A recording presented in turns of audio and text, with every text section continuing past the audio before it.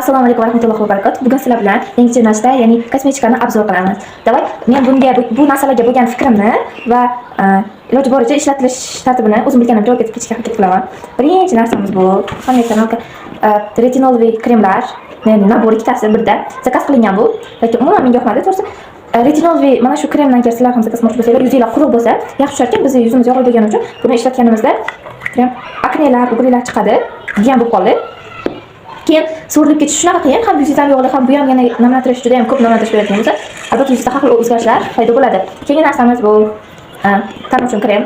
Ichida parfyumi bor deydi, lekin menga umuman yoqmagan krem. Oh my god. Короче, endi tozalab olaman. Keyingisi esa qanday qo'l kremi. Bu вообще o'zimga yoqadi. Qo'l uchun, tan uchun ham ishlatsangiz bo'ladi. Namlantiradigan krem, barxni. Bu kremni surganingizdan keyin ko'chaga chiqish mumkin emas, ya'ni quyoshga chiqish mumkin emas. Quyoshga chiqsanglar har xil narsalar toshishi, allergiya berib olishi mumkin. Shaxsan o'zimda shu narsa bo'ldi. Keyingisi shotkalar. Undan keyin esa SPF. SPF ni iloji boricha har kuni ishlatish kerak va tanangiz ochiq bo'ladigan hamma joyga surishingiz shart. Keyingisi bu nimaligini bilmayman va bu nimaga ishlatishni ham bilmayman. Lekin zakaz qilib qo'yganman. Shunaqa gaplar. Keyingisi kollagen. Kollagenni menimcha 30 yoshdan pasti ishlatishi kerak emas deb o'ylayman. Bu meniki emas. Keyingilar sponjlar. Keyin tush. Normalniy tush, lekin juda ham nimjon va nima desa bo'ladi. Короче, shunaqa. Keyin bu ten paletkasi, pomada, rumyana. Короче, shunaqa narsalar. Hammasi birda. Buni men ishlatmayman. O'zimga olganman, lekin ishlatmayman. Bu primer. Bu poralarni yopish uchun ishlatiladi asosan. Ya'ni tonalka poralar yig'ib qolmasligi uchun. Bu esa pomada, qizil pomada. Buni bilmasa zakaz qo'yganmiz. Keyingisi esa Chig'limdan pomada, bir tomoni blesk, bir tomoni pomada, lekin bu pomadaga emas, ko'proq highlighterga o'xshaydi. Rangini to'xtalangan va bleski juda ham kam, deyarli yo'q. Menga yoqmadi. Keyingisi blesk.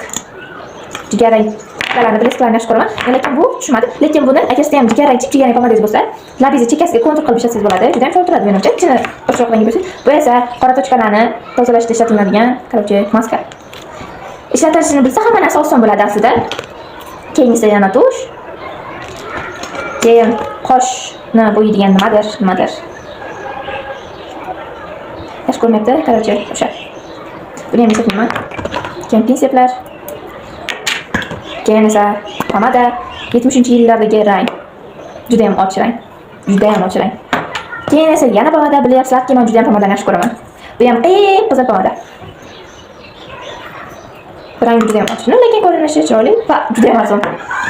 Keyingisi esa universalniy nimadir. Короче, rangi sizga to'g'ri kelsa tonalka, och kelsa konsiler, to'q kelsa highlighter. Qilib ishlasangiz bo'ladi. Va eng muhimi qanday bo'lib deb bu ham tonalka. Ichida hamma narsasi bor. Ya'ni nima? SPF qo'shgan qilsa. Bu esa balzam lab uchun. Boyagi to'q va och qizil pomadani ichiga aralashtirib olganman. Keyin esa bu guasha deyishadimi? Yuzni masaj qilish uchun. Va oxirgi narsa tonalka, itam ishlatmaydigan tonalka. Bizda shunaqa obzor bo'ldi.